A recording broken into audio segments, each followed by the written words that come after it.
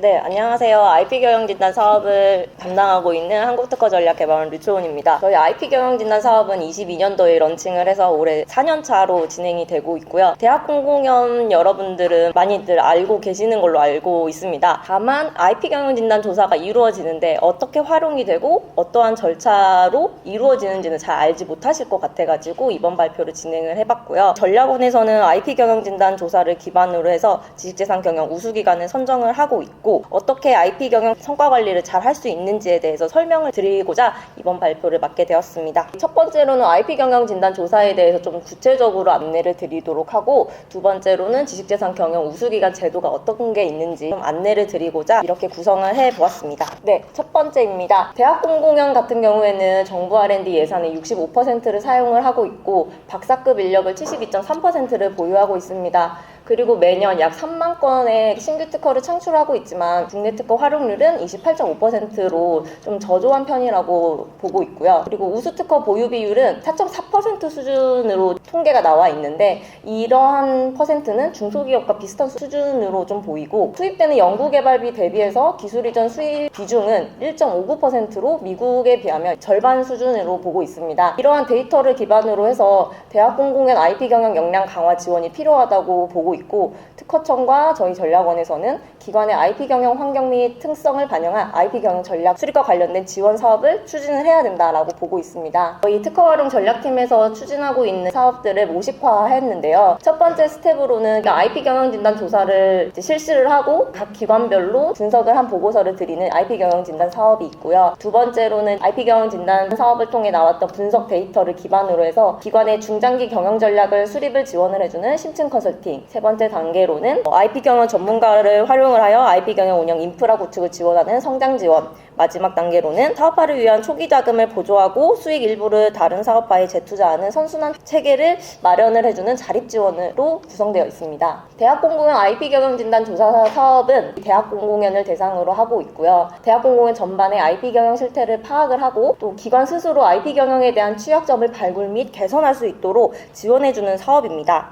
이 IP 경영 진단 조사 사업을 통해서 나온 데이터를 기반으로 해서 심층 컨설팅을 진행을 하는데 기초 자료로 사용을 하고 있고, IP 경영 진단 데이터를 기반으로 해서 지식재산 경영 우수기관도 선정이 되고 있고요. 이제 IP 경영 진단 조사를 참여하신 기관을 대상으로 해서 기관별 분석 보고서를 제공을 해드리는데 어떠한 부분이 약점이고 어떠한 부분이 강점이고 어떠한 전략이 필요한지에 대해서 좀 모호하다라는 의견들을 많이 듣고 있어서 작년부터 IP 경영 진단 전문위원님이 기관에 직접 방문을 해서 IP 경영에 대한 간단한 기초 컨설팅을 무료로 제공해주는 사업도 진행을 하고 있습니다. 저희 IP 경영 진단 사업이 1년 동안 어떻게 이루어지는지에 대해서 나타내 보았는데요. 이 조사를 실시하려면 아무래도 홍보가 필요하겠죠. 카우텀이라든지 인터비즈, 기술지주회사 협회 워크숍 같은 데 참여를 해서 홍보를 하고 있고, 실태 조사 지표가 총 80개의 지표가 있어요. 이 지표는 저희가 임의대로 정하는 게 아니라 IP 경영 전문위원회를 꾸려서 그 전문위원회 통해서 나온 지표들을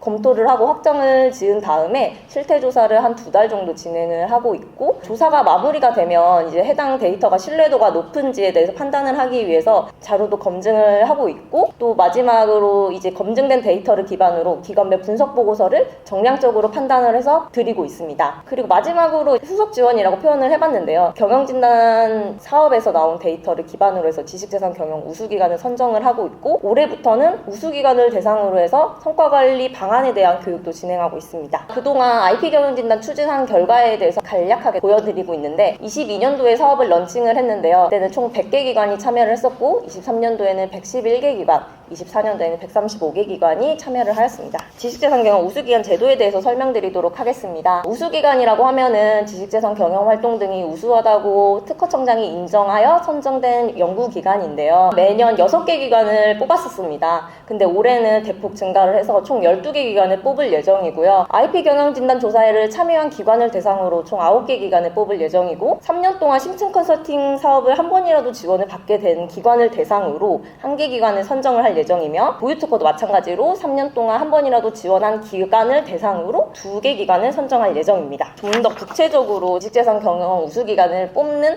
배점이나 평가 내용이 어떤 거가 있냐라고 나타낸 표인데요. 정량평가 40점 같은 경우에는 IP 경영진단 조사가 80개의 지표로 되어 있는데 그중 중요하다고 판단하는 10개의 지표를 점수화를 하여서 40점 만점으로 점수를 내고 있고요. 정성평가는 60점으로 발표평가로 진행되고 있습니다. 우수기관에 선정이 되시면 일단 최대 3년 동안 지식재산 포인트를 부여해 드리고 있기는 하지만 3년 차일 때 정량평가만 실시를 하게 되는데요. 선정됐던 당시 정량평가 점수와 3년 차일 때 정량평가 점수를 비교해서 선정 당시보다 높게 유지가 된다면 지식재산 경영 우수기관으로 자격이 유지가 되고 3차년도 지식재산 포인트도 부여해 드리고 있습니다. 두서없이 좀 발표를 진행하게 되었는데 경청해 주셔서 감사합니다.